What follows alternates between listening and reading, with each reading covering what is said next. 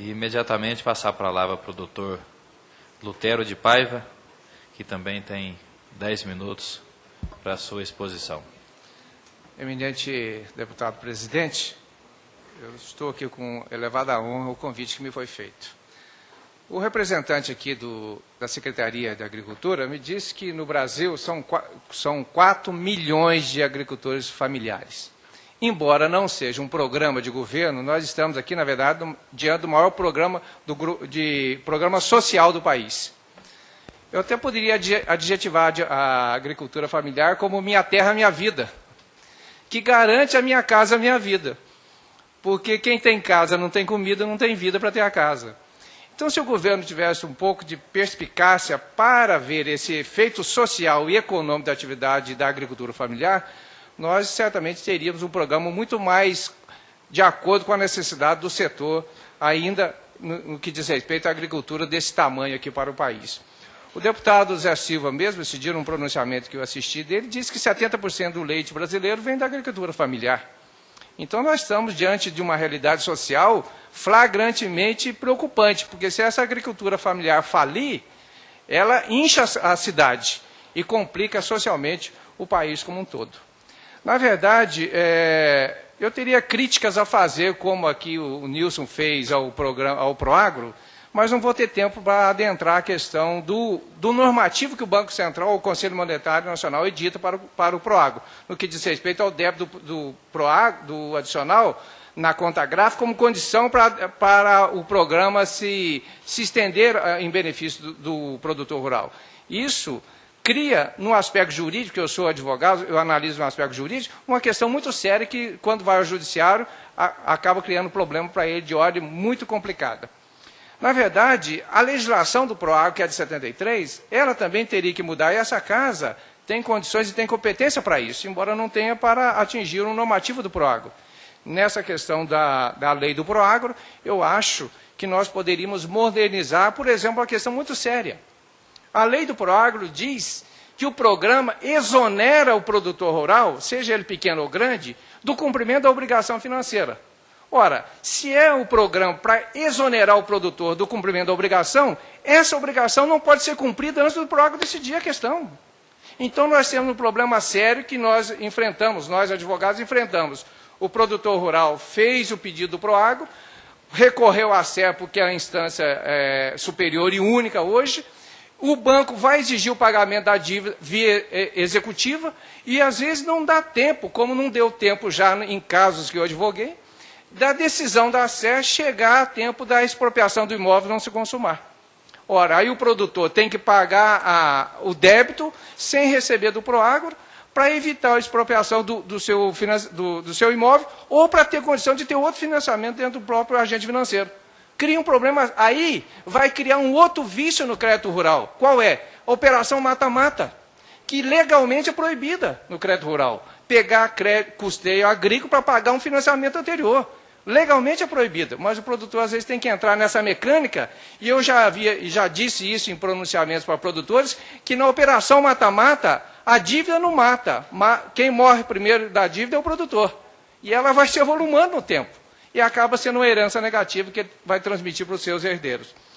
Eu lembro que eu já fui funcionário do Banco do Brasil, quando o Alvo estava dizendo aqui, e eu lembro quando eu deixei o Banco do Brasil, isso no final da década de 80, com o doutor Rossetti, que foi presidente da SER, nós saímos pelo Brasil, na região sul, fazendo orientações para os agrônomos que faziam perícias, para que eles fizessem um laudo correto para entender a mecânica do Proagro, que muitas informações problemáticas que nós tínhamos dentro da análise do Proagro vinham da informação que o agrônomo não tinha.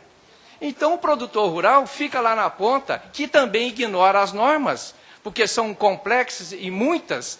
O que acontece? O agrônomo vai fazer a perícia, e hoje o agrônomo até tem que ter uma certa qualificação, ele não sabe fazer a perícia, não no sentido técnico, mas preencher o laudo, e isso vai repercutir negativamente no cálculo da indenização, ou vai dar problema para o produtor ter que recorrer à SER, e a SER, então, se avolumar em discussões, pedir informações complementares para poder decidir em favor do produtor rural.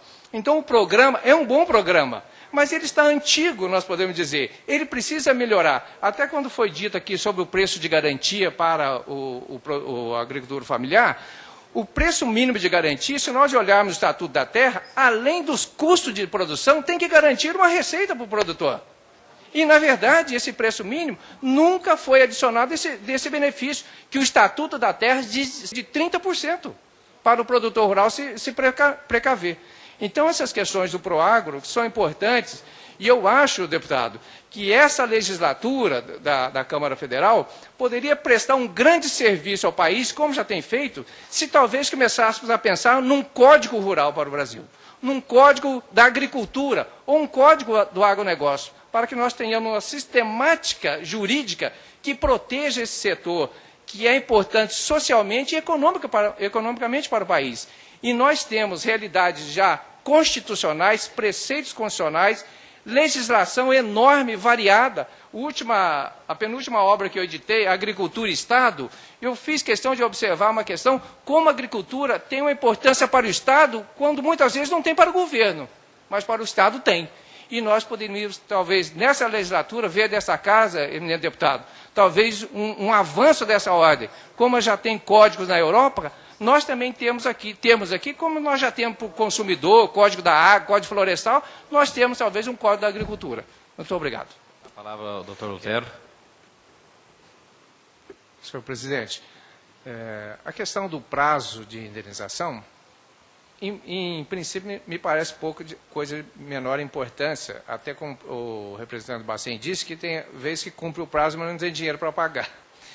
A questão é os reflexos desse prazo na tratativa do produtor com o agente financeiro em ter uma operação que não foi adimplida porque foi frustrada.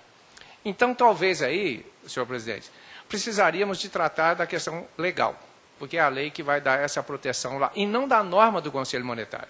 Porque na norma do Conselho já existe uma previsão de que vai se prorrogar por 120 dias a operação que estiver sujeita à cobertura do Proagro, ou ao pedido de cobertura do Proagro. Mas nem sempre esses prazos de 120 dias é suficiente. E muitas vezes nem todo agente diz que está obrigado a cumprir aquela norma. Lá no interior nós sabemos disso. Né? Porque é uma norma da administração pública e o agente diz que deve cumprir a norma da lei federal. Então talvez pudesse entrar na seara de Vossa Excelência aí. Outra questão é o seguinte, como advogado, eu penso sempre na questão da prova, seja no processo administrativo, que é o caso, seja no procedimento judicial.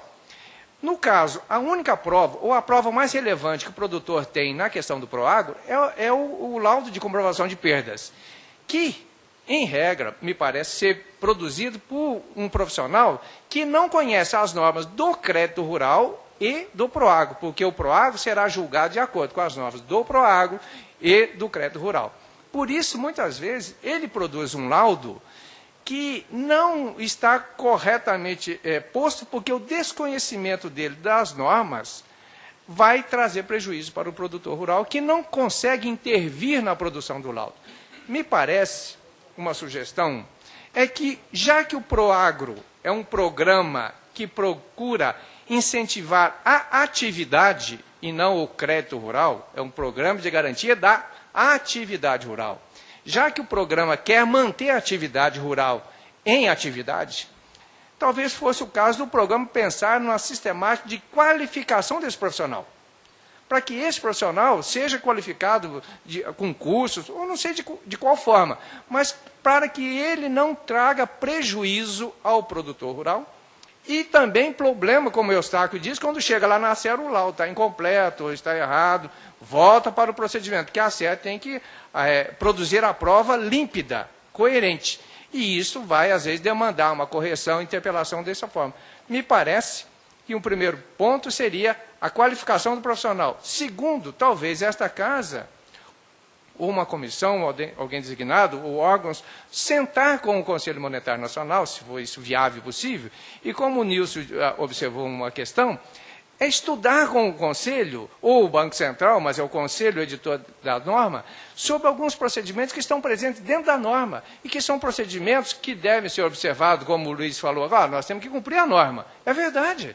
E essa norma, muitas vezes, é o problema do cumprimento do programa. Então, talvez sentar com o Conselho ou com uma comissão e dizer, olha, vamos repensar o programa, as normas do programa, adicional de Proagro. Ah, não debitou, mas mesmo assim está amparado. Porque o débito do Proagro não é uma opção, ou o produtor rural não tem a faculdade de ir lá fazer o débito. É um agente financeiro quem o faz. Se ele não faz o débito no tempo certo, não tem a cobertura, ainda que a cláusula de adesão do programa seja dentro da cédula. Um problema de ordem jurídica. Então, talvez o Banco Central pudesse, o Conselho Monetário, repensar algumas coisas a partir de sugestões que poderiam ser tratadas nessa casa aqui, ou o próprio Conselho se preocupar nesses termos, ouvindo, inclusive, com a SER, que trabalha diretamente com a questão.